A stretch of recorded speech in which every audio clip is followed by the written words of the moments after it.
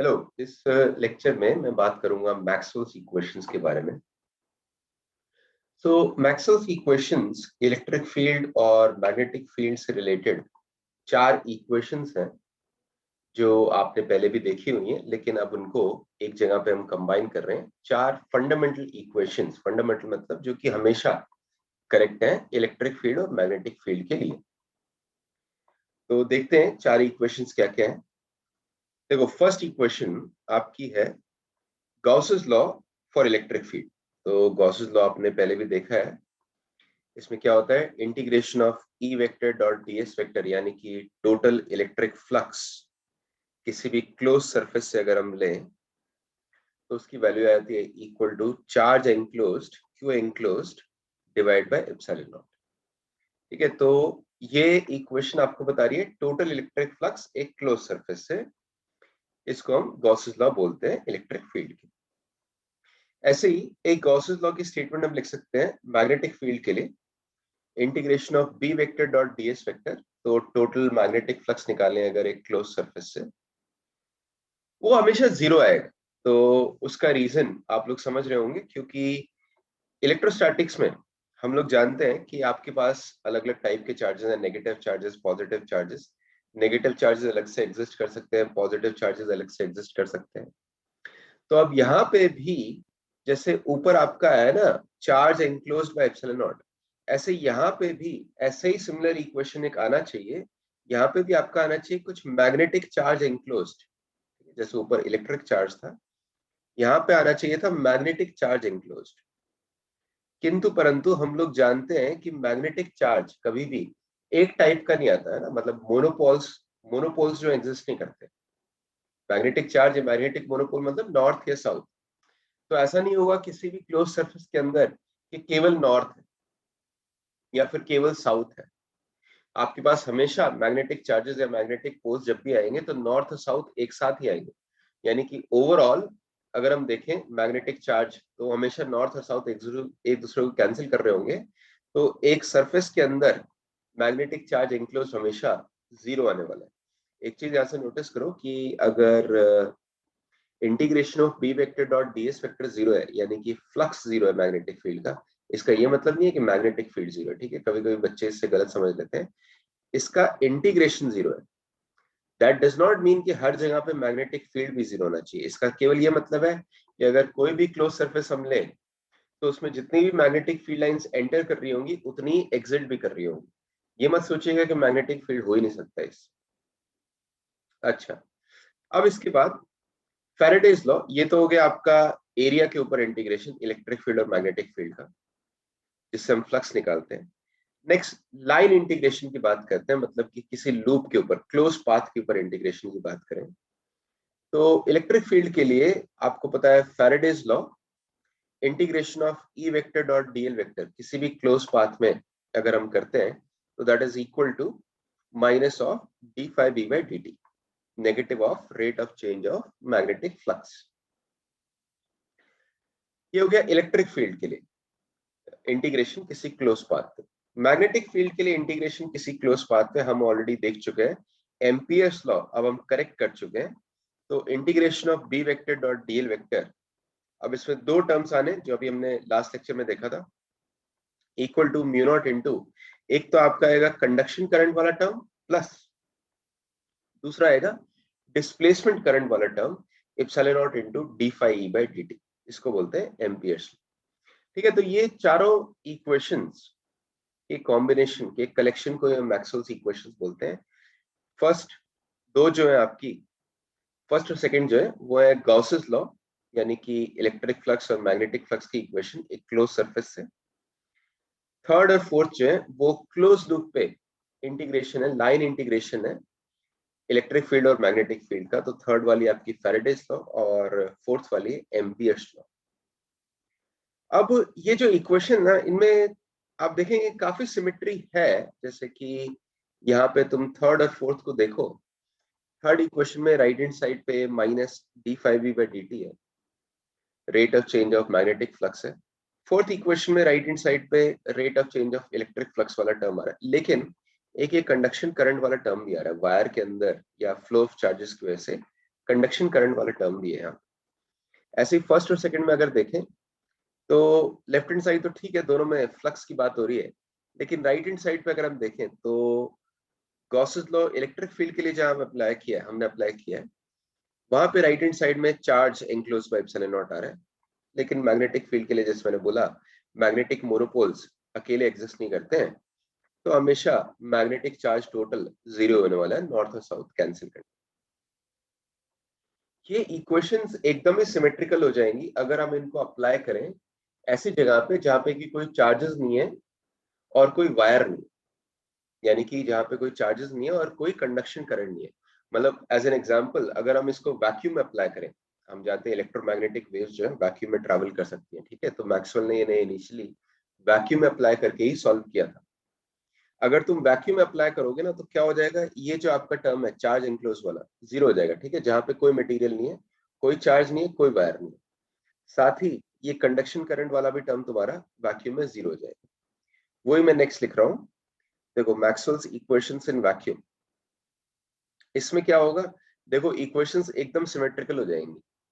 आपका electric flux वाला equation, क्योंकि कोई चार्ज एनक्लोज नहीं है, वो हो जाएगा total electric flux equal to 0। Magnetic flux वाला इक्वेशन हो जाएगा टोटल मैग्नेटिक फ्लक्स 0, वो तो वैसे ही 0 ही था। फैराडेज लॉ वाला इक्वेशन, उसमें तो इंटीग्रल ई डॉट डीएल आपका minus rate of change of magnetic flux पहले भी था। अब एम्पियर्स लॉ वाला जो इक्वेशन है उसमें कंडक्शन करंट वाला टर्म 0 हो गया, तो integral B dot dl right hand side में म्यू नॉट इनटू केवल डिस्प्लेसमेंट करंट वाला टर्म बचेगा। तो इधर जैसे केवल rate of change of flux वाला टर्म बचा है, इससे भी केवल rate of change of flux वाला टर्म ही बच रहा है, ठीक है। तो अब मैथमेटिकली ये थोड़ा ज्यादा सेटिस्फाइंग है इनको देखना, और इनफैक्ट इनका सोल्यूशन करना भी ज्यादा सिंपल है, जनरल सोल्यूशन अगर हम करना चाहें वैक्यूम में। और अब वही सोल्यूशन मैं आपको करके दिखाऊंगा कि इनको अगर हम अप्लाई करें इन जनरल किसी सिचुएशन में, तो इन इक्वेशंस के सॉल्यूशन से अपने आप ही आपको इलेक्ट्रोमैग्नेटिक वेव्स मिल जाती है, और इलेक्ट्रोमैग्नेटिक वेव्स की जो भी प्रॉपर्टीज हैं, मेजर प्रॉपर्टीज जो है, वो सारी इन इक्वेशन से आ जाती है। इससे पहले कि मैं आपको इलेक्ट्रोमैग्नेटिक वेव्स के लिए इनको अप्लाई करके दिखाऊं, आपको मैं याद दिला देता हूँ, आपने वेव्स चैप्टर में क्लास 11th में देखा है कि कोई भी वेव की जनरल इक्वेशन कुछ इस तरीके की होती है, y equal to some function of constant into t minus plus constant into x, ऐसा आपने देखा होगा, है ना। कोई a t minus plus bx का फंक्शन, ये आपका वेव इक्वेशन होता है। और इसके अलावा आपने ये भी देखा होगा कि वेव इक्वेशन को अगर हम डिफरेंशिएट करें, फर्स्ट टाइम डिफरेंशिएट करें टाइम और पोजीशन के रिस्पेक्ट में, सेकेंड टाइम डिफरेंशिएट करें अगेन टाइम और पोजीशन के रिस्पेक्ट में, तो भी हमेशा कोई पर्टिकुलर रिलेशन आता है इनमें। मतलब कि अगर आप फर्स्ट टाइम डिफरेंशिएट करें ना, तो del y by del T आपका आता है minus plus v into del y by del x, जहाँ पे वी वेव स्पीड है। और एक बार और डिफरेंशिएट करते हैं तो आपने देखा होगा del square y by del T square equal to v square into del square y by del x square, ठीक है। ये डबल डिफरेंशिएशन में रिलेशन होता है। तो अगर ये आप लोगों को याद नहीं है तो एक बार वेव्स चैप्टर से एक बार इसको दोबारा से देख सकते हैं। लेकिन कोई भी वेव की जनरल इक्वेशन जो है उसको इस तरीके से लिखा जा सकता है, डबल डिफरेंशिएशन करें y का टाइम के रिस्पेक्ट में, y वेव इक्वेशन है, और डबल डिफरेंशिएशन करें y का पोजीशन के रिस्पेक्ट में, तो उनके बीच में यहाँ पे आपका मल्टीप्लाई होता है v स्क्वायर, जहाँ पे v होता है वेव स्पीड, ठीक है। तो ये किसी भी वेव के लिए करेक्ट है, ठीक है, चाहे वेव आपकी प्लस एक्स डायरेक्शन में जा रही हो माइनस एक्स डायरेक्शन में जा रही हो, दोनों के लिए सेम ही इक्वेशन ये आती है। इसको थोड़ा ध्यान रखिए, क्योंकि मैं अभी तुम्हें दिखाऊंगा कि मैक्सवेल्स इक्वेशन से इलेक्ट्रिक फील्ड और मैग्नेटिक फील्ड के लिए ऐसे ही इक्वेशंस आ रही होंगी, यानी इलेक्ट्रिक फील्ड और मैग्नेटिक फील्ड के लिए अपने आप ही आपके पास वेव्स आ रही होंगी। अब यहाँ पे इससे पहले कि मैं जाऊं वैक्यूम में देखने की इलेक्ट्रोमैग्नेटिक वेव्स के लिए मैक्सवेल इक्वेशन किस तरह से अप्लाई होती हैं, थोड़ा सा सोचते हैं कि इलेक्ट्रोमैग्नेटिक वेव्स किस तरह से प्रोड्यूस होगी। मतलब ये सोचो इलेक्ट्रोमैग्नेटिक वेव्स में क्या होता है, इलेक्ट्रिक फील्ड और मैग्नेटिक फील्ड ऑसिलेट कर रहे होते हैं। अभी तक मान लीजिए हमें केवल इतना पता है, तो इलेक्ट्रिक फील्ड ऑसिलेट क्यों कर सकता है, किसी जगह पे इलेक्ट्रिक फील्ड की वैल्यू कैसे ऑसिलेट करेगी, यानी कि कैसे चेंज करेगी।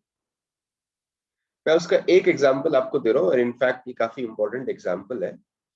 ये एग्जांपल है आपका ऑसिलेटिंग डाइपोल का। मतलब एक डाइपोल है जिसमें दो इक्वल और ऑपोजिट चार्जेस हैं, प्लस क्यू माइनस क्यू। ये चार्जेस जो है ऑसिलेट कर रहे हैं। ये चार्जेस अगर ऑसिलेट करते हैं तो डाइपोल मोमेंट टाइम के साथ साथ चेंज होता रहता है। और क्योंकि किसी भी पॉइंट पे इलेक्ट्रिक फील्ड की वैल्यू डाइपोल मोमेंट पे डिपेंड करती है, तो इलेक्ट्रिक फील्ड की वैल्यू भी टाइम के साथ साथ चेंज करती है या फिर ऑसिलेट करती है। तो मैं आपको यहाँ पे दिखा रहा हूँ एज एन एग्जाम्पल। लेट से ये प्लस क्यू और माइनस क्यू हमारे दो चार्जेस हैं, जो कि लेट से वाई एक्सिस पे, तो एक वर्टिकल लाइन पे है। ये आपकी हॉरिजॉन्टल लाइन है, लेट से एक्स एक्सिस, ठीक है, हॉरिजॉन्टल लाइन को बोलते हैं लेट से एक्स एक्सिस। तो इससे एक्स एक्सिस से आपके जो चार्जेस हैं वो इस तरीके से प्लेस्ड हैं कि एक चार्ज आपका एल डिस्टेंस ऊपर है, दूसरा चार्ज एल डिस्टेंस नीचे। और ये जो एल डिस्टेंस है ये टाइम के साथ चेंज हो रही है according to this equation A sine omega t. ठीक है, अगर ये डिस्टेंस इस तरीके से चेंज हो रही है तो डाइपोल मोमेंट इन चार्जेस का क्या आ जाएगा। देखिए डाइपोल मोमेंट हमें पता है चार्ज इनटू चार्ज का मैग्नीट्यूड इनटू डिस्टेंस होता है। इनके बीच में डिस्टेंस है 2l। तो आप देखेंगे डाइपोल मोमेंट यहाँ पे आपका 2q इंटू एल, एल की वैल्यू डाल दीजिए तो 2q a into sine omega T, यानी डाइपोल मोमेंट टाइम के साथ चेंज हो। अब यहाँ पे नोटिस करो कि अगर ये चार्जेस जो है क्योंकि मेरे वाई एक्सिस पे है, तो ओरिजिन से पास करते हैं यानी इनके मिड पॉइंट से पास करता हुआ अगर मैं एक्स एक्सिस ले लूं, तो एक्स एक्सिस जो है इनके लिए परपेंडिकुलर बाइसेक्टर वाला लाइन हो गया है ना। ये जो है ये परपेंडिकुलर बाइसेक्टर वाली लाइन हो गई, या फिर इक्वेटोरियल लाइन भी जिसको बोलते हैं। अब इक्वेटोरियल लाइन पे मैं एक पॉइंट ले रहा हूं ए, जो कि इस डाइपोल से एक डिस्टेंस आर पे है। आप लोगों को शायद याद हो कि अगर इक्वेटोरियल लाइन पे एक डिस्टेंस आर पे डाइपोल से हम इलेक्ट्रिक फील्ड कैलकुलेट करना चाहें, तो इलेक्ट्रिक फील्ड की वैल्यू वहां पे आती है के पी बाई आर क्यूब, जहाँ पे के होता है आपका 1/4πε0 जो कि कांस्टेंट है, इंटू पी आपका डाइपोल मोमेंट है, डिवाइड बाय आर क्यूब। ये इलेक्ट्रिक फील्ड की इक्वेशन होती है, इलेक्ट्रिक फील्ड की वैल्यू होती है। और इलेक्ट्रिक फील्ड की डायरेक्शन अगर आप देखना चाहें ना, इलेक्ट्रिक फील्ड की डायरेक्शन बाइसेक्टर लाइन पे या फिर इक्वेटोरियल लाइन पे डाइपोल मोमेंट के ऑपोजिट होती है। तो अगर आपका डाइपोल मोमेंट यहाँ पे माइनस क्यू से प्लस क्यू ऊपर की तरफ है पी वेक्टर, तो इलेक्ट्रिक फील्ड की जो डायरेक्शन है वो डाउनवर्ड्स होनी चाहिए, जो कि मैंने डायग्राम में आपको पॉइंट ए पे दिखाई हुई। तो इलेक्ट्रिक फील्ड की वैल्यू अगर मैं यहाँ पे यूज करूंगा तो क्या आएगी, इलेक्ट्रिक फील्ड इक्वल टू के पी बाई आर क्यूब। के की जगह लिख देते हैं 1/4πε0। डाइपोल मोमेंट मैंने अभी अभी आपको दिखाया था 2q a sine omega T, तो ये 2q a sine omega T आ गया डिवाइड बाय आर क्यूब। यानी कि ये इसको मैं कुछ ऐसा लिख सकता हूँ, ये सब जो वैल्यू है इसको बोलते हैं ई नॉट, इलेक्ट्रिक फील्ड का एम्पलीट्यूड यहाँ पे, इनटू साइन ओमेगा टी। यानी इलेक्ट्रिक फील्ड जो है किसी भी पोजीशन पे ऑसिलेट करेगा। ठीक है, तो मैं आपको बेसिकली ये दिखाना चाह रहा हूँ कि इलेक्ट्रोमैग्नेटिक वेव्स में जो इलेक्ट्रिक फील्ड और मैग्नेटिक फील्ड ऑसिलेट करते हैं, एक फिजिकल एग्जांपल दिखाना चाह रहा हूँ जिसमें कि इलेक्ट्रिक फील्ड ऑसिलेट कर सकता है। अब यहाँ पे एक चीज नोटिस करो कि एक्चुअली ये जो मैंने डिराइव किया है ये आपको एक इंट्यूशन देने के लिए, फीलिंग देने के लिए, लेकिन ये टेक्निकली करेक्ट नहीं है। क्योंकि यहाँ पे जो इलेक्ट्रिक फील्ड की इक्वेशन मैंने यूज किया ना वो इलेक्ट्रोस्टैटिक्स में हमने डिराइव की, यानी कि वो उस केस में हमने डिराइव की थी जबकि आपके चार्जेस स्टेशनरी थे। जबकि यहाँ पे जो हमारे चार्जेस जो है ऑसिलेट कर रहे हैं, तो ऑसिलेट कर रहे हैं तो किसी भी इंस्टेंट पे उनकी वेलोसिटी भी हो सकती है, एक्सेलरेशन भी हो सकती है। तो टेक्निकली ये जो इलेक्ट्रिक फील्ड की इक्वेशन है ये एग्जैक्टली करेक्ट नहीं है। हाँ, ये फीलिंग या फिर इंट्यूशन जो हमने डेवलप किया है कि अगर डाइपोल मोमेंट टाइम के साथ चेंज करेगा तो इलेक्ट्रिक फील्ड भी टाइम के साथ चेंज कर रहा होगा, वो इंट्यूशन करेक्ट। तो इसलिए मैंने यहाँ पे लिखा हुआ है, देखिए कि ये हमने इक्वेशंस यूज किए हैं इलेक्ट्रोस्टैटिक्स की, और इन इक्वेशन से साफ साफ दिख रहा है कि इलेक्ट्रिक फील्ड जो ऑसिलेट कर रहा है। अब इसमें जो मैंने आपको बोला, जो इक्वेशन हमने फील्ड के ऊपर डिराइव किया है, this is not technically correct, क्योंकि चार्जेस स्टेशनरी नहीं है। करेक्ट सॉल्यूशन जो आएगा इलेक्ट्रिक फील्ड का, और यहाँ पे मैग्नेटिक फील्ड भी आने वाला है, इलेक्ट्रिक फील्ड ऑसिलेट करेगा तो मैग्नेटिक फील्ड भी आएगा एक ऑसिलेटिंग। डोंट वरी, मैं आपको अभी दिखाऊंगा मैक्सवेल्स इक्वेशन से। लेकिन जो करेक्ट सॉल्यूशन आएगा इलेक्ट्रिक फील्ड और मैग्नेटिक फील्ड का, वो मैक्सवेल्स इक्वेशंस को यूज करके आएगा।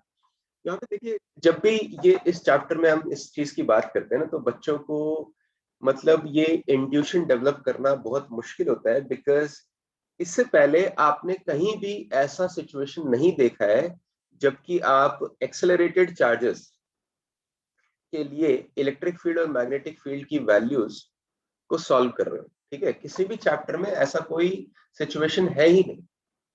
आपने देखा है, या तो अगर मैग्नेटिक फील्ड की वैल्यू आपने डिराइव की है तो वो आपने केवल एम्पियर्स लॉ या फिर बायट-सावर्ट लॉ से करंट कैरिंग वायर्स के लिए डिराइव की होगी, ऑसिलेटिंग चार्जेस के लिए नहीं किए। ऐसे इलेक्ट्रिक फील्ड तो आपने हमेशा स्टेशनरी चार्जेस के लिए किया है इलेक्ट्रोस्टैटिक्स में। तो अगर यहाँ पे आपका इंट्यूशन नहीं है तो दैट इज नॉर्मल, बिकॉज ये पहली बार आप ऐसा देख रहे हो। और इनफैक्ट ज्यादातर बुक्स में आप देखेंगे कि ये डेरिवेशन या फिर ये पूरा एप्लीकेशन जो है आपको गिवन भी नहीं होगा, बिकॉज जेई में केवल इलेक्ट्रोमैग्नेटिक वेव्स की प्रॉपर्टीज वो आपसे पूछता है, जो कि इससे हम डिराइव करेंगे। वो जो डेरिवेशन है वो आपसे एक्सपेक्ट नहीं करता है, बट फिर भी हम डिराइव करने वाले हैं। अच्छा, तो मैंने क्या बोला, इलेक्ट्रिक फील्ड जो है, एक इंट्यूशन बस हमारा डेवलप हो गया कि इलेक्ट्रिक फील्ड ऑसिलेट कर रहा होगा, उसकी वैल्यू जो है चेंज हो रही होगी, उसके अंदर डिस्टर्बेंस, डिस्टर्बेंस मतलब वैल्यू में चेंज आना। इलेक्ट्रिक फील्ड के अंदर कुछ डिस्टर्बेंस है, जब डाइपोल ऐसे ऑसिलेट कर रहा है ना, तो इलेक्ट्रिक फील्ड की वैल्यूज में डिस्टर्बेंस है, वो डिस्टर्बेंस आगे प्रोपेगेट कर रही है, ट्रैवल कर रही है वेव की तरह। यहाँ पे जो है ना, जो इक्वेशन मैंने डिराइव की, ई नॉट साइन ओमेगा टी, इसमें एक तो यही गलती है कि चार्जेस ऑसिलेट कर रहे हैं, इसलिए ये करेक्ट नहीं है। दूसरा एक और गलती यहाँ पे है कि ये जो भी आप डाइपोल का चेंज कर रहे हैं, मतलब डाइपोल मोमेंट में चेंज कर रहे हैं चार्जेस के ऑसिलेट के करने के कारण, वो जो इंफॉर्मेशन है डाइपोल से लेके किसी पॉइंट ए तक इंस्टेंटली नहीं पहुंच सकती है। मतलब ऐसा नहीं है कि डाइपोल मोमेंट चेंज हुआ इमीडिएटली पॉइंट ए को पता लग गया कि यहाँ पे भैया डाइपोल मोमेंट चेंज हो गया तो इलेक्ट्रिक फील्ड की वैल्यू चेंज होनी चाहिए। ये इंफॉर्मेशन ट्रैवल करने में टाइम लगता है, और इनफैक्ट ये इंफॉर्मेशन ट्रैवल करती है स्पीड ऑफ ईएम वेव से, यानी कि लाइट की स्पीड से। अगेन ये भी हम मैक्सवेल्स इक्वेशन से डिराइव करने वाले हैं कि वो स्पीड की वैल्यू क्या आती है। ठीक है, तो हमने ये देखा कि इलेक्ट्रिक फील्ड ऑसिलेट तो करेगा, ये तो हमें इंट्यूशन आ गया। ये इक्वेशन एग्जैक्टली करेक्ट नहीं होगी, और इस इक्वेशन एग्जैक्टली करेक्ट ना होने में क्या क्या समस्या है। एक तो चार्ज आपके ऑसिलेट कर रहे हैं, उससे इलेक्ट्रिक फील्ड भी आएगा, मैग्नेटिक फील्ड भी आएगा। दूसरा, ये जो भी आपकी इलेक्ट्रिक फील्ड की वैल्यूज में चेंज हो रहा है, वो ट्रैवल करेगा जब स्पेस में, जो डिस्टर्बेंस आपकी ट्रैवल करेगी स्पेस में, उसमें कुछ ना कुछ फाइनाइट टाइम लगेगा, चाहे कितना ही कम टाइम लगे, बट कुछ ना कुछ फाइनाइट टाइम लगेगा। जैसे कि एक वेव में डिस्टर्बेंस एक पोजीशन से दूसरी पोजीशन पे ट्रैवल करती है। ओके, इस डिस्कशन से मैं बस आपको ये चाहता हूं कि आप बस ये समझें कि ऑसिलेटिंग इलेक्ट्रिक फील्ड आ सकता है, और आगे मैं दिखाऊंगा कि अगर इलेक्ट्रिक फील्ड ऑसिलेट करेगा तो मैग्नेटिक फील्ड भी ऑसिलेट करेगा, यानी कि ईएम वेव्स आ सकती हैं। ठीक है, इलेक्ट्रोमैग्नेटिक वेव्स आ सकती है, उनकी चाहे कोई प्रॉपर्टी अपने को ना पता होगी। अब मान लेते हैं कि हमारे पास एक इलेक्ट्रोमैग्नेटिक वेव है, मतलब कि किसी एक पर्टिकुलर डायरेक्शन में जो है ना आपकी वेव ट्रैवल कर रही है। अब वो डायरेक्शन कुछ भी हो सकती है, आर्बिट्रेरली उस डायरेक्शन को मैं एक्स डायरेक्शन बोल दूंगा। ठीक है, ये मैं बोल सकता हूँ क्योंकि कहीं ना कहीं आपकी वेव ट्रैवल कर रही होगी किसी न किसी डायरेक्शन में, जिस भी डायरेक्शन में वेव ट्रैवल कर रही है उस डायरेक्शन को बोलता हूँ एक्स एक्सिस है। ठीक है, ये सिर्फ मैं सिंप्लिसिटी के लिए कर रहा हूँ, आप चाहें तो जनरल भी कर सकते हैं, जस्ट ताकि मैथ थोड़ी सिंपल हो जाए, इसलिए हम कर रहे हैं। तो अब मान लेते हैं कि एक ईएम वेव है, ऑसिलेटिंग इलेक्ट्रिक फील्ड तो आ सकता है, और अभी दिखेंगे उससे मैग्नेटिक फील्ड भी आ जाएगा। तो मान लेते हैं कि एक इलेक्ट्रोमैग्नेटिक वेव है जो कि ट्रैवल कर रही है along the plus x direction, arbitrarily ये मैंने मान लिया। अब इस केस में मैं मैक्सवेल्स इक्वेशंस अप्लाई करूंगा। तो अभी तक मुझे बस क्या पता है कि कोई ईएम वेव है जो कि जिसका डायरेक्शन ऑफ प्रोपगेशन है प्लस एक्स एक्सिस और कुछ भी नहीं। तो किसी भी इंस्टेंट पे, और अगर मैं किसी पर्टिकुलर पोजीशन को देखूं, तो इलेक्ट्रिक फील्ड के तीन कंपोनेंट्स हो सकते हैं इलेक्ट्रिक फील्ड वेक्टर के। ठीक है, अभी मुझे कुछ भी पता नहीं इलेक्ट्रिक फील्ड के बारे में। वो तीन कंपोनेंट्स आपके EXI, EYJ एंड EZ के क्या, ये तीनों जो है, क्योंकि आपकी वेव ट्रैवल कर रही है एक्स डायरेक्शन में, तो ये पोजीशन एक्स और टाइम टी के फंक्शंस होंगे। ठीक है, यानी x component, y component, z component, ये तीनों जो है चेंज क्यों करेंगे, टाइम के साथ साथ चेंज करेंगे और पोजीशन एक्स के साथ साथ भी चेंज करेंगे। तो ये एक्स और टाइम टी दोनों के फंक्शंस। ऐसे ही मैग्नेटिक फील्ड के लिए भी जनरल वैल्यू को ही मान लेते हैं, x component, y component, z component, ये तीनों भी आपके एक्स और टी के फंक्शंस हैं। अब मैं इस केस में मैक्सवेल्स इक्वेशंस अप्लाई करने वाला हूं। Excuse me. तो पहले हम मैक्सवेल्स इक्वेशंस लगाएंगे गॉसेस लॉ वाली, यानी फ्लक्स वाली। वैक्यूम में हम बात कर रहे हैं, तो फ्लक्स वाली इक्वेशंस हमारी क्या है, टोटल इलेक्ट्रिक फ्लक्स किसी भी क्लोज सरफेस से जीरो और टोटल मैग्नेटिक फ्लक्स किसी भी क्लोज सरफेस से जीरो। ये हमारी इक्वेशंस है फ्लक्स। अब क्लोज सरफेस में कैसे ले रहा हूँ, ठीक है, एक जनरल क्लोज सरफेस लेते हैं किसी जगह पे। थोड़ा मैं पहले रफ में आपको दिखा देता हूँ। बेसिकली हम क्या कर रहे हैं कि किसी भी पोजीशन पे एक क्यूबॉइडल सरफेस ले रहे हैं। मान लो यहाँ पे आपने एक क्यूबॉइडल सरफेस लिया, जो कि क्या रिप्रेजेंट कर रहा है, एक्स कोऑर्डिनेट आपका एक्स से लेके एक्स प्लस डी एक्स तक आप गए। बेसिकली छोटा सा चेंज लिया आपने एक्स डायरेक्शन में। ऐसे आप एक छोटा सा चेंज ले सकते हैं वाई डायरेक्शन में, वाई से लेके आप वाई प्लस डी वाई तक गए, तो एक सेकंड डायमेंशन आपके पास आ जाएगा क्यूबॉइडल सरफेस का। ठीक है, और ऐसे ही z में आप मान सकते हैं, z से z प्लस डी जेड तक गए, तो वो मैं स्क्रीन पे दिखा नहीं सकता हूँ क्योंकि स्क्रीन आपकी 2 डायमेंशनल है, लेकिन आपको इमेजिन करना पड़ेगा। तो z में भी आपका एक डायमेंशन आ जाएगा dz। तो ऐसे एक क्यूबॉइडल आपका वॉल्यूम बन जाएगा, क्लोज सरफेस बन जाएगा। इसकी 3 डायमेंशंस जो है वो होंगी dx, यहां से dy और z डायरेक्शन में dz। ठीक है, मतलब जनरल हमने बता दिया, जनरल एक एलिमेंट ले लिया क्यूबॉइडल, dx dy dz, उसकी 3 परपेंडिकुलर डायमेंशंस हैं। तो वो जनरल क्यूबॉइडल एलिमेंट मैं आपको दिखा रहा हूँ और उसी के ऊपर ये गॉसेस लॉ वाली इक्वेशंस लगाएंगे। ये जो मैंने व्हाइट में ड्रॉ किया है, ये आपका जनरल क्यूबॉइडल एलिमेंट है। तो this is suppose to be very small, काफी स्मॉल एलिमेंट है, क्योंकि देखो इसकी डायमेंशंस जो है dx dz dy इस तरीके से हैं। By the way x y और जेड मैं यूजुअल डायरेक्शंस ले रहा हूँ जो हमेशा हम लेते हैं। आपका राइट हैंड साइड में एक्स, ऊपर की तरफ वाई और स्क्रीन के परपेंडिकुलर आपका जेड। तो उसी के हिसाब से 3 डायमेंशंस मैंने लिखी। सो ये काफी स्मॉल एलिमेंट है, इतना बड़ा मैंने आपको दिखाया ताकि क्लियरली दिखाई दे। अब थोड़ा सोच के देखो, मैं यूज करना चाहता हूँ integration of E vector dot D S vector zero, यानी इलेक्ट्रिक फ्लक्स इसका जीरो। इलेक्ट्रिक फ्लक्स अगर मैं निकालूंगा, ठीक है, तो देखो इस क्यूबॉइड में 6 फेसेस हैं। ठीक है, 2 फेसेस हैं इसके, जो कि जिनका एरिया वेक्टर वाई एक्सिस की तरफ होगा। तो एक ये जो ऊपर वाला फेस है, ऐसे एक नीचे वाला फेस है, उसका एरिया, उन दोनों का एरिया जो है वाई एक्सिस की तरफ होगा, एक का पॉजिटिव वाई में, एक का नेगेटिव वाई में एरिया वेक्टर।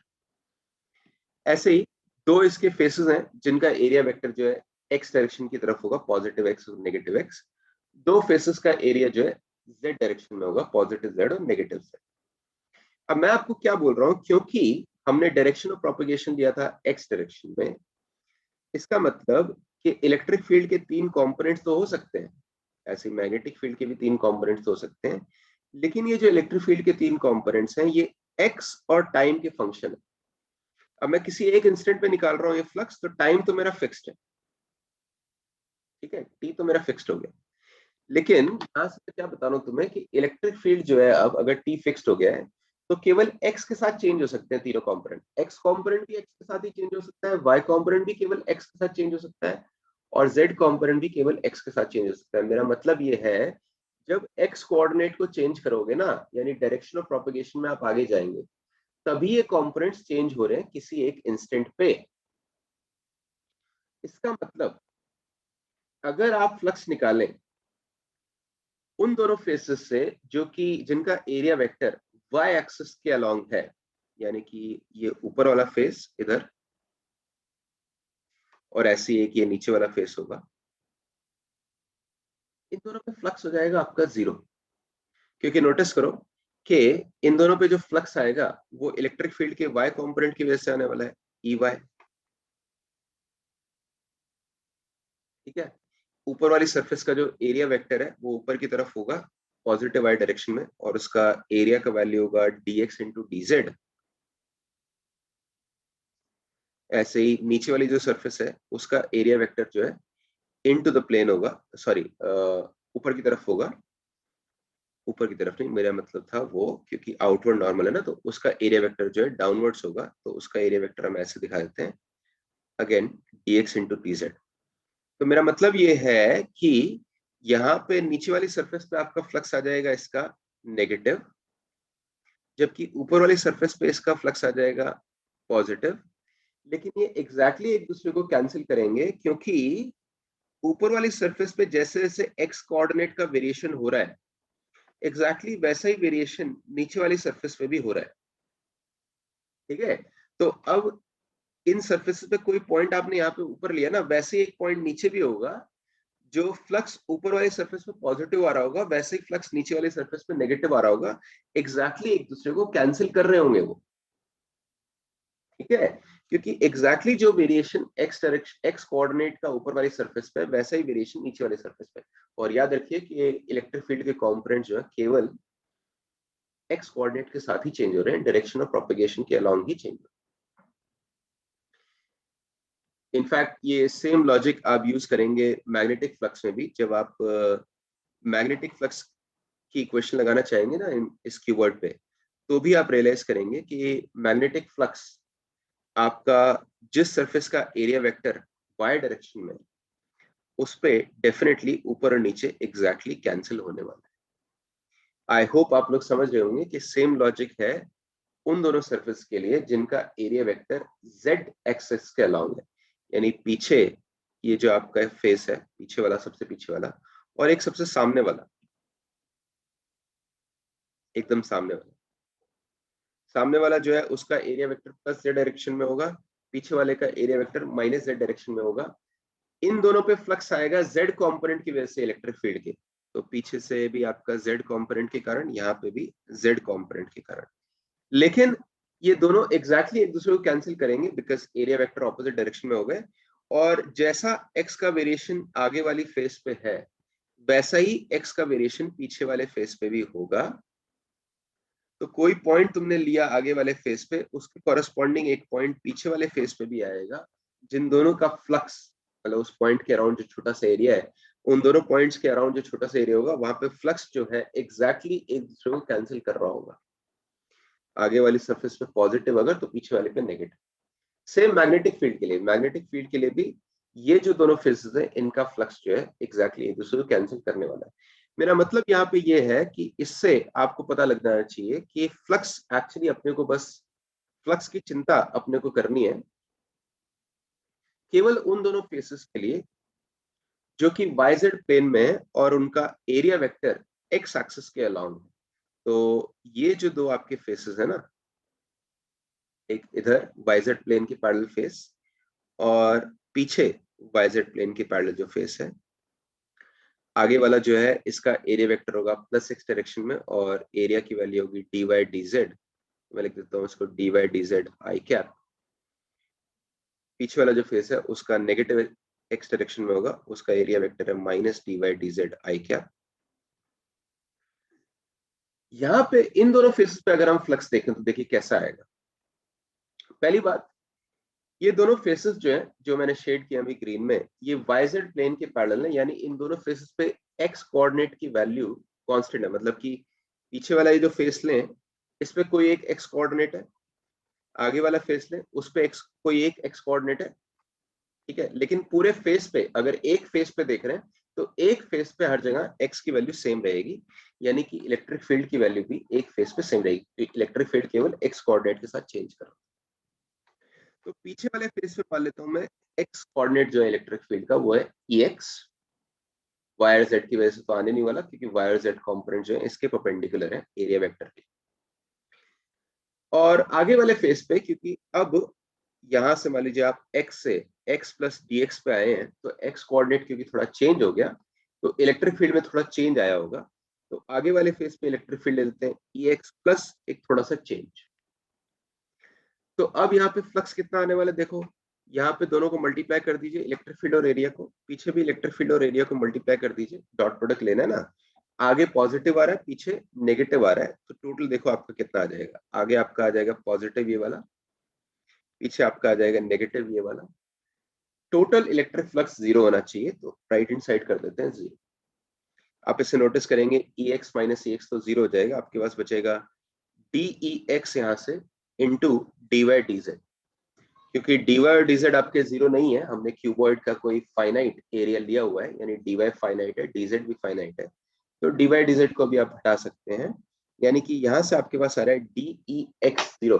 मतलब कि अगर x डायरेक्शन में कोई इलेक्ट्रिक फील्ड है तो उसका चेंज हमेशा जीरो, यानी कि आपको ये इक्वेशन क्या बता रही है कि एक इलेक्ट्रोमैग्नेटिक वेव में, जिसके अंदर इलेक्ट्रिक फील्ड की ऑसिलेशंस होती हैं, यानी वैल्यू जो है चेंज होती रहती है, उसमें डेफिनेटली मैं बोल सकता हूं कि कोई ऑसिलेशन नहीं है यहाँ पे एक्स डायरेक्शन में, यानी कि एक इलेक्ट्रोमैग्नेटिक वेव के लिए इलेक्ट्रिक फील्ड आपका एक्स डायरेक्शन में आप जीरो ले सकते हैं। देखिए इलेक्ट्रिक फील्ड यहाँ पे एग्जिस्ट कर सकता है, लेकिन वो कांस्टेंट इलेक्ट्रिक फील्ड एग्जिस्ट कर रहा होगा एक्स डायरेक्शन में, तो वो वेव का नहीं है, ठीक है ना। वेव के अंदर तो हमेशा वैल्यू जो है चेंज होती है, डिस्टर्बेंस आती रहती है। तो इसलिए मैं बोल रहा हूँ अगर वेव के अंदर बात करूँ ना, तो वेव के अंदर इलेक्ट्रिक फील्ड जो है एक्स डायरेक्शन का जीरो होना चाहिए। और एक्स डायरेक्शन में स्पेशल क्या था याद करो, एक्स डायरेक्शन में स्पेशल ये था कि हमने माना था जिस डायरेक्शन में वेव प्रोपेगेट कर रही है उस डायरेक्शन को मैंने एक्स एक्सिस मान लिया, ठीक है। तो यहाँ पे याद रखिए, ये आप हमेशा कर सकते हैं, जिस भी डायरेक्शन में वेव जा रही है वो कोई तो डायरेक्शन होगी, उसको आप हमेशा एक्स एक्सिस मान ही सकते हैं।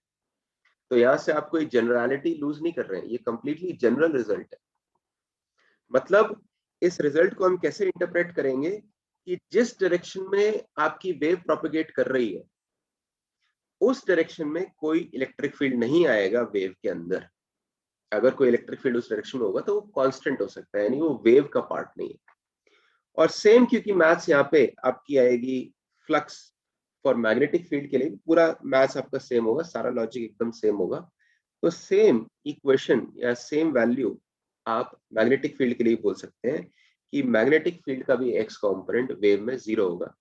इससे हमें क्या पता लग रहा है कि जिस डायरेक्शन में वेव प्रोपेगेट कर रही है उस डायरेक्शन में इलेक्ट्रिक फील्ड और मैग्नेटिक फील्ड की ऑसिलेशन नहीं है, उस डायरेक्शन में कोई भी इलेक्ट्रिक फील्ड और मैग्नेटिक फील्ड के ऑसिलेशंस का कंपोनेंट भी नहीं है।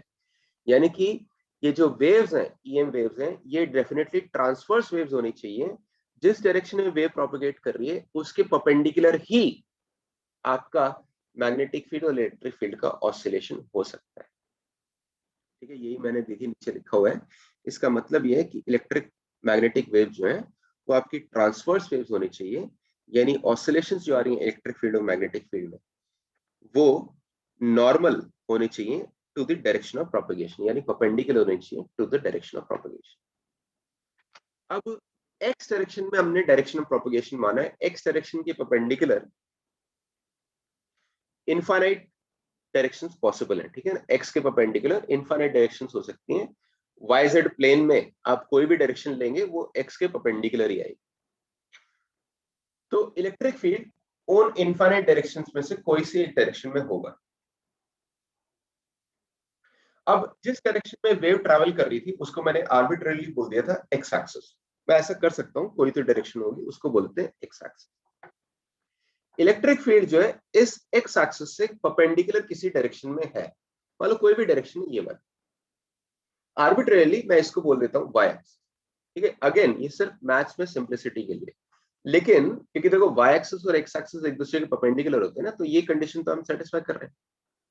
तो मैं क्या कर रहा हूँ कि इलेक्ट्रिक फील्ड एक्स के परपेंडिकुलर कहीं पे भी है, कहीं पे भी है, उस डायरेक्शन को बोल देता हूँ वाई एक्सिस। ये देखिए मैंने बोला हुआ आगे। तो मान लेते हैं कि इलेक्ट्रिक फील्ड जो है आपका y डायरेक्शन में केवल x कंपोनेंट तो पहले हमने बोल दिया था 0, z कंपोनेंट भी हमें 0 मान लो। z कंपोनेंट 0 माने सिर्फ सिंप्लिसिटी के लिए, ठीक है। मतलब सिंप्लिसिटी के लिए हम मान रहे हैं कि इलेक्ट्रिक फील्ड है केवल E y j कैप।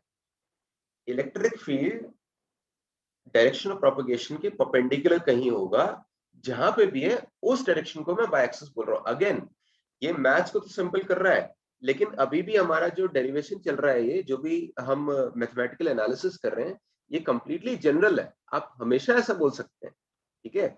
हमेशा आप ऐसा बोल सकते हैं, जिस डायरेक्शन में वेव जा रही है उसको एक्स एक्सिस बोल देते हैं, जिस डायरेक्शन में इलेक्ट्रिक फील्ड है उसको वाई एक्सिस बोल देते हैं, क्योंकि एक्स और वाई एक्सिस तो हम डिफाइन करते हैं।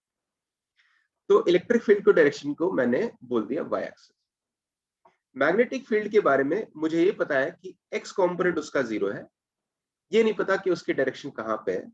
तो मैग्नेटिक फील्ड के लिए मैं मान लेता हूं कि मेरा y कंपोनेंट भी है और z कंपोनेंट भी है कुछ। अब मैक्सवेल्स इक्वेशन में थर्ड और फोर्थ है आपकी लाइन इंटीग्रल वाली, integration of E vector dot dl vector वाली और integration of B vector dot dl vector वाली। थर्ड इक्वेशन को अप्लाई करते हैं। थर्ड इक्वेशन आपका बोलता है integration of E vector dot dl vector equal to minus d phi B by D t. तो एक क्लोज लूप पे इलेक्ट्रिक फील्ड का लाइन इंटीग्रेशन करें हम ऐसे, तो आ जाएगा equal to minus the rate of change of magnetic flux. अब कैसा मैं क्लोज लूप लेने वाला हूं, देखो इलेक्ट्रिक फील्ड हमने लिया है यहाँ पे वाई एक्सिस पे, तो हम क्या करेंगे, क्लोज लूप आपका ले लेंगे एक रेक्टेंगुलर क्लोज लूप, जिसका एक डायमेंशन वाई एक्सिस कहलाऊंगा। तो बेसिकली आप एक जनरल पॉइंट देखो यहाँ पे x, y, x को थोड़ा सा चेंज करो, x से लेके आप जाइए x प्लस टी एक्स तक। ऐसे ही y को थोड़ा सा चेंज करिए, y से जाइए y प्लस डी वाई तक। तो x डायरेक्शन में एक डायमेंशन आपके पास आ गई, y डायरेक्शन में भी एक डायमेंशन आपके पास आ गई, ये एक रेक्टेंगल आपके पास आ जाएगा, ठीक है। इस रेक्टेंगल पे मैं अप्लाई करने वाला हूँ integration of E vector dot dl vector equal to minus D phi B by D t. अब ये जो रेक्टेंगल है, इसका एरिया वेक्टर जो है आपका z डायरेक्शन में होगा।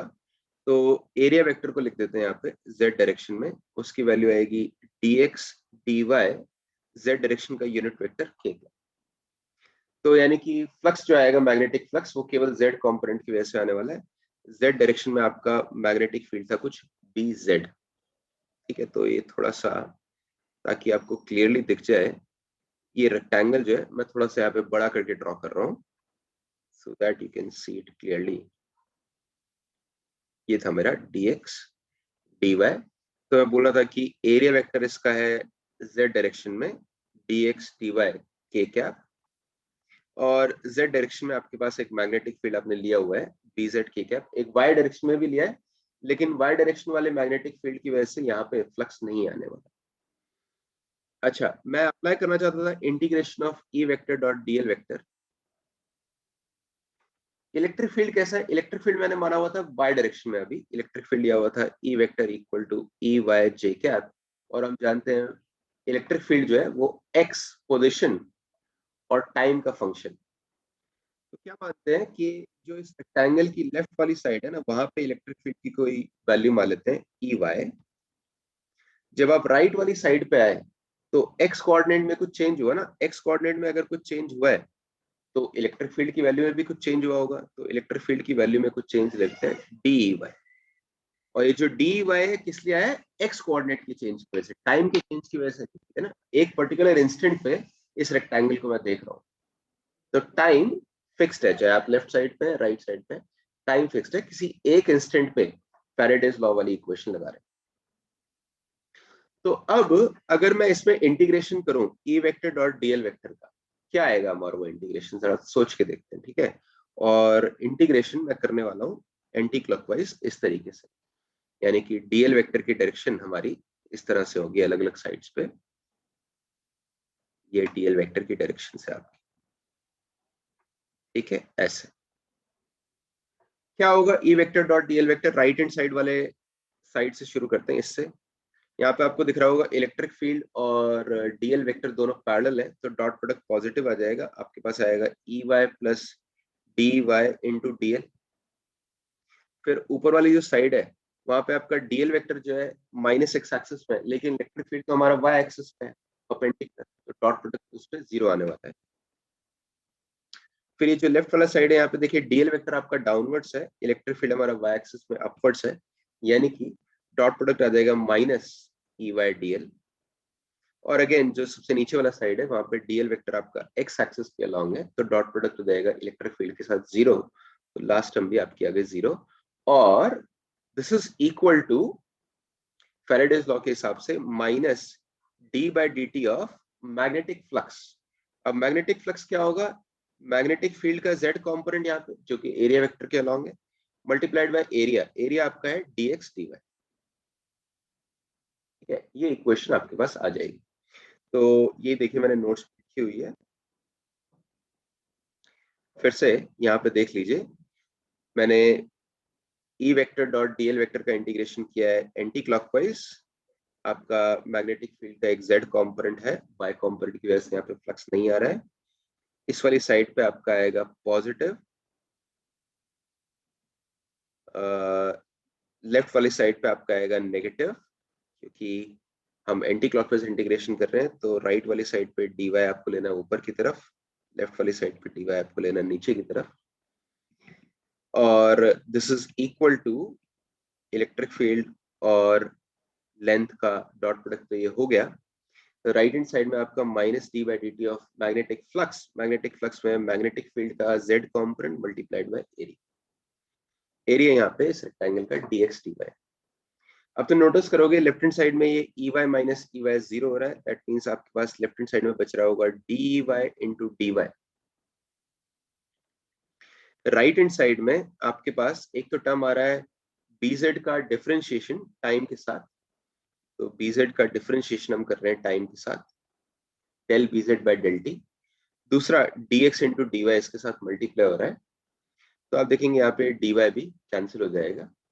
dy कैंसिल होने के बाद ये dx जो है दूसरी साइड जाके डिवाइड होने वाला है, और डिवाइड करेंगे दूसरी साइड, तो देखिए आपके पास आ जाएगा del E Y by del x equal to minus del B Z by del t. यानी यहीं से आपको दिख रहा है कि इलेक्ट्रिक फील्ड के वाई कॉम्पोनेंट और मैग्नेटिक फील्ड के जेड कॉम्पोनेंट में डेफिनेटली कोई ना कोई रिलेशन है। इसको आगे और एक्सप्लोर करेंगे। इस इक्वेशन को मैं बोलता हूँ स्टार।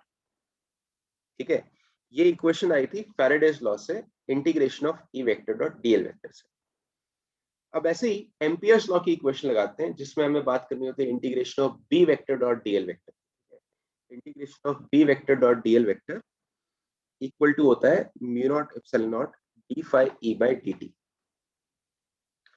अब देखो मैग्नेटिक फील्ड जो है तुम्हारा, उसके दो कंपोनेंट्स हमने माने हुए हैं। मैग्नेटिक फील्ड का एक्स कंपोनेंट तो 0 हमने प्रूव कर दिया है, लेकिन अभी भी दो कंपोनेंट्स हो सकते हैं, वाई कंपोनेंट और जेड कंपोनेंट।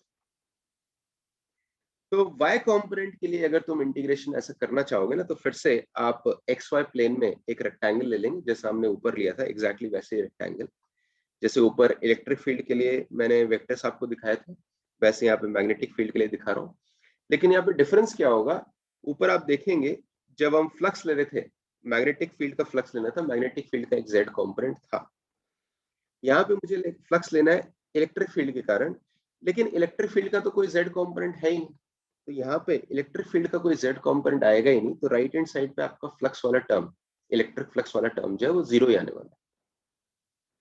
और इक्वेशन एग्जैक्टली वैसी आएगी जैसे कि ऊपर आपने देखी थी, बस उसमें म्यू नॉट एप्सिलॉन नॉट और मल्टीप्लाई होने वाला है। तो इनफैक्ट मैं इसको यहाँ पे करेक्ट कर देता हूँ, मुझे यहाँ पे म्यू नॉट एप्सिलॉन नॉट और मल्टीप्लाई करना था into del E Z by del T.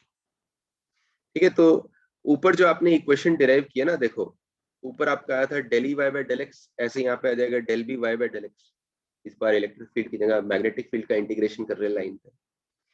Last time आपका आया था minus del B Z by del t, flux से माइनस इसलिए क्योंकि फैराडेज लॉ में आपका माइनस साइन होता है, लेकिन इस बार एम्पियर्स लॉ में हमारा माइनस साइन नहीं होता, आगे मल्टीप्लाई होता है म्यू नॉट एप्सिलॉन नॉट से, तो म्यू नॉट एप्सिलॉन नॉट, और इस बार del B Z by del T की जगह del E Z by del T आएगा। किंतु परंतु हम जानते हैं इलेक्ट्रिक फील्ड का z कंपोनेंट तो 0 ही है, तो राइट हैंड साइड आपकी 0 है।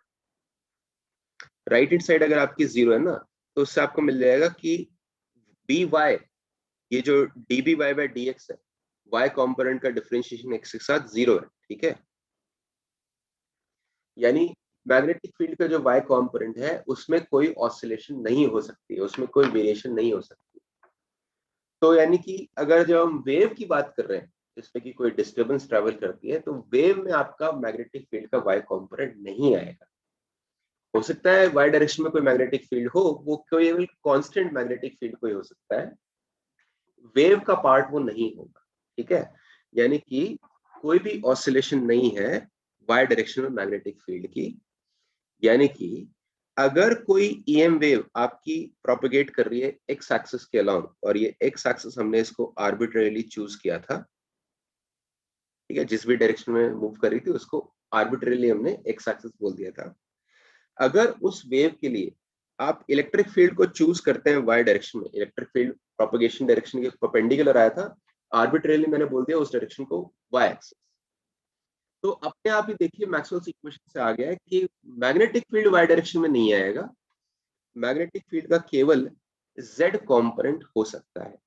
यानी कि इलेक्ट्रिक फील्ड और magnetic field direction of propagation के परपेंडिकुलर तो है ही, मतलब ट्रांसवर्स वेव्स है, तो जिस डायरेक्शन में प्रोपेगेशन हो रही है उसके परपेंडिकुलर ही ऑसिलेशन होती है। तो इलेक्ट्रिक फील्ड और magnetic field direction of propagation के परपेंडिकुलर तो है ही, साथ ही इलेक्ट्रिक फील्ड और मैग्नेटिक फील्ड एक दूसरे के भी परपेंडिकुलर हैं। और किस तरीके से ये तीन डायरेक्शंस आपकी रिलेट हो रही है, अगर डायरेक्शन ऑफ प्रोपेगेशन आपका है एक्स में, ठीक है, अगर आपने उसको एक्स डायरेक्शन में माना है डायरेक्शन ऑफ प्रोपेगेशन को, इलेक्ट्रिक फील्ड को अगर आपने वाई डायरेक्शन में माना है, तो ऑटोमेटिकली मैग्नेटिक फील्ड आपका जेड डायरेक्शन में आता है, इसके अलावा और कोई ऑप्शन नहीं। ठीक है, तो ये तीनों जो है ना इस तरह से राइट हैंड कोऑर्डिनेट सिस्टम एक बनाते हैं। ये तीनों चीजें, direction of propagation, electric field और मैग्नेटिक फील्ड, ये तीनों एक दूसरे के परपेंडिकुलर है। अच्छा, ये था हमारा integration B vector dot dl vector, जबकि आपने इसको लगाया एक रेक्टेंगुलर लूप के लिए जो कि एक्स वाई प्लेन में था। क्योंकि एक्स वाई प्लेन में था तो यहाँ पे हमने जब इंटीग्रेशन किया तो वाई कॉम्पोनेंट आ रहा था मैग्नेटिक फील्ड का, जो कि हमने दिखाया आपको 0।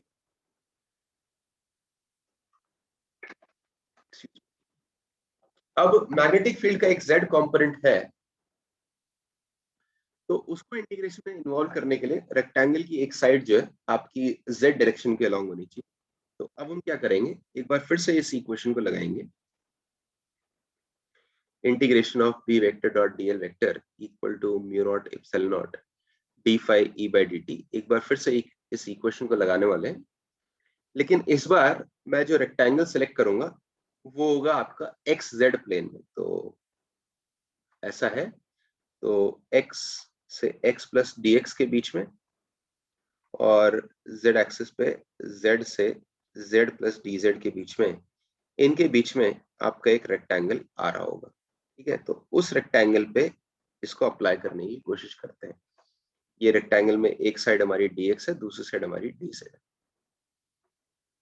आप देखेंगे कि ये रेक्टेंगल का एरिया जो है, इसको थोड़ा सा बड़ा करके दिखा देते हैं। ये रेक्टेंगल का एरिया जो है, क्योंकि ये रेक्टेंगल हमारा एक्स जेड प्लेन में है, तो इसका एरिया वेक्टर जो है वाई एक्सिस के अलोंग होगा। तो एरिया वेक्टर इसका दिखाते हैं वाई एक्सिस के along D X D Z J cap. और वाई डायरेक्शन में आपके पास एक इलेक्ट्रिक फील्ड भी है जिसकी वजह से फ्लक्स आएगा, उसको दिखा देते हैं ई वाई जे कैप। अब मैग्नेटिक फील्ड का जो z कंपोनेंट था उसको यहाँ पे दिखा देते हैं। मैग्नेटिक फील्ड का z कंपोनेंट इस पोजीशन पे ले लेते हैं bz, और जब आप आगे गए राइट हैंड साइड पे गए, तो क्योंकि x कोऑर्डिनेट थोड़ा चेंज हो गया, तो मैग्नेटिक फील्ड के z कंपोनेंट में थोड़ा सा चेंज हो गया होगा, bz प्लस dbz ये आ गया होगा। ठीक है, ऐसा ये हो गया। और अब इसके ऊपर रेक्टेंगल पे मैं इंटीग्रेशन करूंगा, ऊपर से देखने पे फिर से मैं एंटी क्लॉकवाइज इंटीग्रेशन करने वाला हूँ, इस तरीके से इंटीग्रेशन करूंगा। इस तरह से आप इंटीग्रेशन करेंगे तो आप देखेंगे राइट हैंड साइड पे जो आप लेंथ लेंगे, डीएल वेक्टर लेंगे, वो ऐसे एंटी क्लॉकवाइज ले रहे हैं, तो डीजेड आपका नीचे की तरफ होगा, डीजेड वेक्टर, और ये वाली साइड पे आपका आएगा dx, उसकी तो चिंता नहीं करनी क्योंकि मैग्नेटिक फील्ड के परपेंडिकुलर है वो। लेफ्ट हैंड साइड पे आपका dz ऐसे ऊपर की तरफ आएगा और इधर आएगा dx। इसका मतलब अगर आप लिखना चाहें integration of B vector dot dl vector तो क्या आएगा वो देखिए। यहाँ पे राइट हैंड साइड वाली जो साइड है आपकी ये वाली, इस पे आपका रहा है दोनों वेक्टर्स ऑपोजिट, तो डॉट प्रोडक्ट नेगेटिव आने वाला है, यानी minus d z into B z plus d B z plus zero. ये एक्स एक्सिस के पैरेलल वाली साइड पे तो जीरो आ जाएगा क्योंकि मैग्नेटिक फील्ड आपका जेड डायरेक्शन में, तो डॉट प्रोडक्ट जीरो आ जाएगा। ये लेफ्ट हैंड साइड वाली जो है इस पे आपका डीएल वेक्टर और मैग्नेटिक फील्ड वेक्टर पैरेलल है, तो आपका आएगा plus d z into d z and again ये एक्स एक्सिस वाली पे जीरो। ये हो गया integration B vector dot dl vector equal to mu naught epsilon naught rate of change of electric flux. Electric flux आपका होगा electric field का y component multiplied by area, area इसका था dx dz। ये आपकी एम्पियर्स की equation होने वाली है, ठीक है। तो अब नोट्स में वापस जाने वाला हूँ और यही इक्वेशन को फिर से दिखा देता हूँ आपको।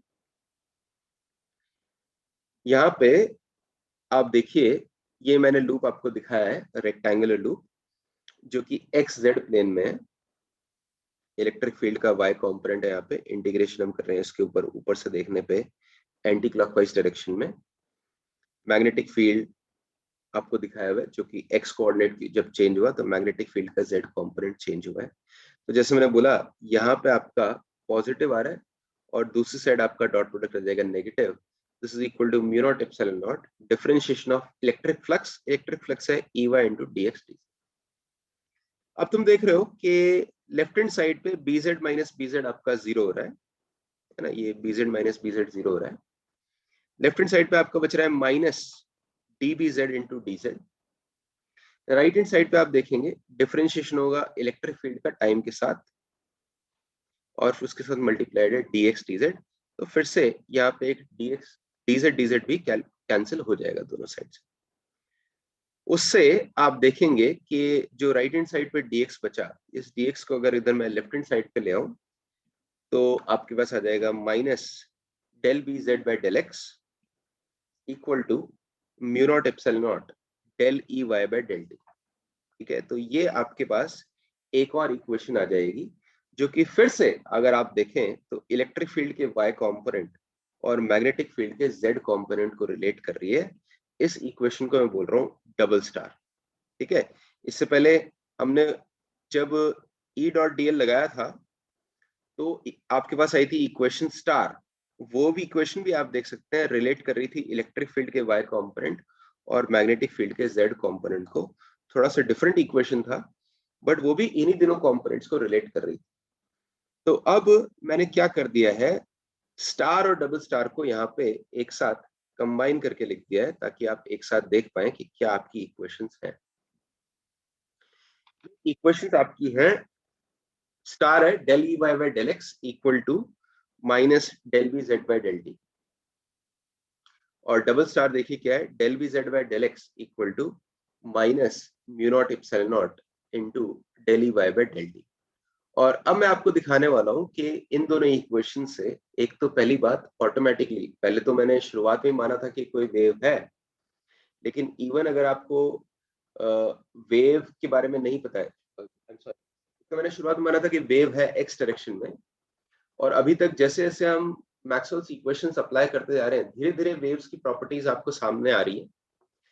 एक प्रॉपर्टी आई कि ट्रांसवर्स वेव्स हैं, तो मैग्नेटिक फील्ड और इलेक्ट्रिक फील्ड जो है एक्स डायरेक्शन में नहीं हो सकती। फिर हमने देखा अगर इलेक्ट्रिक फील्ड वाई डायरेक्शन में है तो मैग्नेटिक फील्ड वाई डायरेक्शन में नहीं होगा, मैग्नेटिक फील्ड जेड डायरेक्शन में होगा। तो इलेक्ट्रिक फील्ड, मैग्नेटिक फील्ड और डायरेक्शन प्रोपगेशन तीनों एक दूसरे के परपेंडिकुलर है। इसके अलावा इन वेव्स की स्पीड क्या आएगी, इलेक्ट्रिक फील्ड और मैग्नेटिक फ्लक्स फील्ड में फेज रिलेशन कैसा होगा, वो आपको ये स्टार और डबल स्टार से पता लगने वाला है। तो वो अब हम आगे बात करते हैं। स्टार और डबल स्टार जो बॉक्स में इक्वेशंस मैंने डाली है, इनसे आप देखेंगे कि हमें ईएम वेव्स की स्पीड मिल जाएगी और इलेक्ट्रिक फील्ड और मैग्नेटिक फील्ड के एम्पलीट्यूड और फेज में रिलेशन भी मिल जाएगा। कैसे मिलेगा देखो, स्टार वाली जो इक्वेशन है उसको एक बार और डिफरेंशिएट करिए, लेट्स से x के रिस्पेक्ट में दोनों साइड, ये जो है ना, इसको एक बार और डिफरेंशिएट करो तो क्या मिलेगा तुम्हें। मैं रफ में करके दिखाता हूँ। आपकी इक्वेशन थी del E Y by del x equal to minus del B Z by del t. ठीक है, ये इक्वेशन है। दोनों साइड x के रिस्पेक्ट में एक बार और डिफरेंशिएट करते हैं तो लेफ्ट हैंड साइड में आ जाएगा double differentiation of E y, right hand side में आ जाएगा minus del by del x of del B Z by del t. तो यहाँ पे देखो, एक बार आप टाइम के रिस्पेक्ट में डिफरेंशिएट कर रहे हैं, फिर पोजीशन के रिस्पेक्ट में। इसमें ऑर्डर से फर्क नहीं पड़ता, यानी कि आप इसको ऐसे भी लिख सकते हैं, minus del by del t of del B Z by del x. ठीक है, ये आप किसी भी फंक्शन के लिए वेरीफाई कर सकते हैं। दो बार डिफरेंशिएशन करना हो, पार्शियल डिफरेंशिएशन, तो इससे फर्क नहीं पड़ता है कि पहले टी के में कर रहे हैं फिर एक्स में, या फिर पहले एक्स में फिर टी। तो ऐसे लिख दिया मैंने। और ये आपने निकाला था स्टार से, लेकिन आप नोटिस करेंगे कि डबल स्टार में del B Z by del x की वैल्यू है। अगर याद नहीं है तो मैं दिखा देता हूँ। देखो डबल स्टार में यहाँ पे देखो, del B Z by del x की वैल्यू अपने को पता है minus mu naught epsilon naught into del E Y by del t. तो ये वैल्यू उठा के अब उसमें डाल देते हैं del B Z by del x की। तो आपके पास क्या आएगा, देखिए ये आ जाएगा अब minus del by del t. Del B Z by del x की वैल्यू थी minus mu naught epsilon naught into del E Y by del t, और लेफ्ट हैंड साइड में है आपका del square E Y by del x square. यानी कि ये minus minus पहली बात तो प्लस हो गया, और आपके पास आ गया del square E Y by del T square equal to plus mu naught epsilon naught into del square E Y by del T square. ठीक है, ये आपके पास इक्वेशन आ जाएगी। आई एम सो सॉरी, मैं लेफ्ट हैंड साइड में x की जगह t लिख दिया, लेफ्ट हैंड साइड में मेरा x था। ठीक है, ये इक्वेशन आ जाएगी। या फिर इसको स्टैंडर्ड वेव इक्वेशन के फॉर्म में अगर मैं लिखना चाहूँ तो ऐसे लिख देता हूँ, del square E Y by del T square equal to 1 by mu naught epsilon naught into del square E Y by del x square. ठीक है, ये आपके पास आ गया। और शुरुआत में मैंने आपको याद दिलाया था कि किसी भी वेव की इक्वेशन को अगर आप ऐसे लिखें डबल डिफरेंशिएशन करके, del square y by del T square equal to del square y by del x square, जहाँ पे वाई वेव की इक्वेशन है, तो राइट हैंड साइड में आपका वी स्क्वायर वेव स्पीड का स्क्वायर मल्टीप्लाई होता है। यानी कि ये जो ब्रैकेट में आपका टर्म है ना, 1 by mu naught epsilon naught, ये इस ईएम वेव की स्पीड का स्क्वायर होना चाहिए। मतलब सी स्क्वायर को मैं लिख सकता हूँ 1 by mu naught epsilon naught, या फिर C equal to 1 by root of mu naught epsilon naught. ये आपकी ईएम वेव की स्पीड हो जाएगी वैक्यूम। अगर किसी मीडियम में आप है तो म्यू नॉट की जगह म्यू लिख देंगे, परमिएबिलिटी मीडियम की, और एप्सिलॉन नॉट की जगह एप्सिलॉन लिख देंगे, परमिटिविटी मीडियम की। अभी तो ये वैल्यूज जो है वैक्यूम के लिए हमने लिखी है। तो देखिए नोट्स पे वापस जाते हैं, ये हमने लिखा है नोट्स में, डबल डिफरेंशिएट किया स्टार को, तो आपके पास लेफ्ट हैंड साइड में आ गया del square E Y by del x square equal to this. T और एक्स का ऑर्डर चेंज कर दिया, del B Z by del x की वैल्यू हमने उठा ली, डबल स्टार से यहाँ पे डाल दी, और उसके बाद देखिए आपके पास ये टर्म आ गई राइट हैंड साइड में, del square E Y by del T square आ गया। और del square E Y by del T square को लेफ्ट में रखें तो आपको मिल रहा है 1 by mu naught epsilon naught del square E Y by del x square. इसका मतलब अगर स्टैंडर्ड वेव इक्वेशन से इसको मैं कंपेयर करूं तो C equal to 1 by root mu naught epsilon naught, ये मेरी ईएम वेव की स्पीड होनी चाहिए। ठीक है, और ये आपकी जो वेव है ये है इलेक्ट्रिक फील्ड की। अभी तक तो जो है केवल इलेक्ट्रिक फील्ड की मैंने देखा है, यहाँ पे ऐसी मैग्नेटिक फील्ड के लिए भी दिखाऊंगा अभी। तो ये यहाँ से आपको पता लग रहा है कि इलेक्ट्रिक फील्ड में जो ऑसिलेशंस है वो वेव एक बना रहे हैं, और उनकी स्पीड है 1 by root mu naught epsilon naught. ऐसे ही आप सिमिलरली आप प्रूव कर सकते हैं bz के लिए भी। ठीक है ना, यहाँ पे मैंने क्या किया था कि इसको जब डबल डिफरेंशिएट किया जब इसको डबल डिफरेंशिएट किया था तो यहाँ पे मैंने x के रिस्पेक्ट में किया था। तो अगर फर्स्ट स्टेप में आप x के रिस्पेक्ट में डबल डिफरेंशिएट करने के बजाय एक बार और यहाँ पे डिफरेंशिएट करते विद रिस्पेक्ट टू टाइम, तो लेफ्ट हैंड साइड में आपका डेल बाय डेल टी वाला, del E Y by del T वाला टर्म आता है, और del E Y by del T आपका del B Z by del X के टर्म्स में। तो मतलब कि पूरी इक्वेशन जो है बी जेड के टर्म्स में हो जाती, ई वाई के टर्म्स में होने की बजाय। आई होप आप लोगों को ये बात समझ में आ रही है। तो मेरा मतलब ये कहने से कि सिमिलरली दूसरी बार डिफरेंशिएट करके आप बी जेड के लिए भी सेम इक्वेशन डिराइव कर सकते हैं, यानी मैग्नेटिक फील्ड की जो वेव है उसके लिए भी सेम स्पीड ही आने वाली। ओके, पहली चीज, ठीक है। तो दोनों के लिए इलेक्ट्रिक फील्ड मैग्नेटिक फील्ड दोनों के लिए जो स्पीड है उसकी वैल्यू मुझे पता लग गई, c इक्वल टू 1/√μ0 वैक्यूम। अब इलेक्ट्रिक फील्ड के लिए मान लो मैं कुछ ऐसा इक्वेशन ले लेता हूँ। इलेक्ट्रिक फील्ड का एम्पलीट्यूड ले लेते हैं E0, फिर एक वेव की इक्वेशन जैसे लिखते हैं sine of omega t minus k x plus phase constant ले लेते हैं अल्फा। आप लोगों को पता होगा कि जब ऐसे वेव की इक्वेशन लिखते हैं तो coefficient of time bye coefficient of position omega by के वो वेव स्पीड के इक्वल होता है। अच्छा, ये तो मैंने लिया इलेक्ट्रिक फील्ड के लिए। मान लो मैग्नेटिक फील्ड के लिए भी सिमिलरली एक इक्वेशन मान लें बी नॉट, कुछ एम्पलीट्यूड ले लिया sign omega t minus k x, omega by के अगेन सेम है, प्लस बीटा ले लेते हैं यहाँ पे, ठीक है। फेज कांस्टेंट इसका डिफरेंट ले लेते हैं बीटा। तो E naught B naught alpha beta में रिलेशन अगर आपको निकालना है तो आप निकाल सकते हैं, या तो आप स्टार यूज कर लो या फिर डबल स्टार, दोनों से आ जाएगा, दोनों से इनफैक्ट सेम इक्वेशन आएगी। तो मैं स्टार यूज करने वाला हूँ। स्टार में देखो आपको क्या करना था, del E Y by del x करना है, और ई वाई की वैल्यू मैंने यहाँ पे ये मानी है, ठीक है, वेव इक्वेशन एक मानी है। अगर ई वाई की ये इक्वेशन है तो इसको डिफरेंशिएट करें अगर एक्स के रिस्पेक्ट में, तो क्या आएगा देखिए, एक्स के रिस्पेक्ट में डिफरेंशिएट करेंगे तो चेन रूल से माइनस के बाहर आने वाला है, यानी कि आपके पास बचेगा माइनस के ई नॉट, साइन का हो जाएगा कॉस। राइट हैंड साइड में आपका minus del B Z by del t, ठीक है ना, स्टार इक्वेशन यूज कर रहा हूं मैं। देखो स्टार इक्वेशन में minus del B Z by del t, और बीजेड की ये वैल्यू मैंने मानी थी, इसको डिफरेंशिएट करें टाइम के रिस्पेक्ट में तो चेन रूल से ओमेगा बाहर आने वाला है, तो आपके पास है माइनस ओमेगा बाहर आ गया बी नॉट, साइन का हो गया कॉस।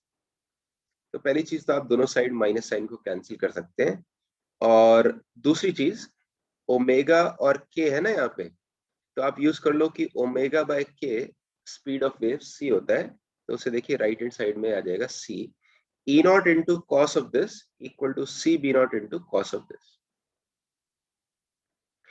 अब नोटिस करो कि ये जो इक्वेशन आपकी आई है, ठीक है ना, इसको मैं लिख रहा हूँ हैश या फिर pound number sign.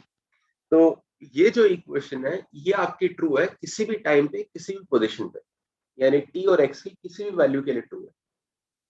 I hope आप अप्रिशिएट कर पा रहे हैं कि अगर ये दो साइनसॉइडल इक्वेशंस इस तरह से हमेशा इक्वल है तो वो एक ही केस में इक्वल हो सकती हैं, जबकि इनका एम्पलीट्यूड भी सेम हो, यानी ई नॉट और सी बी नॉट सेम हो,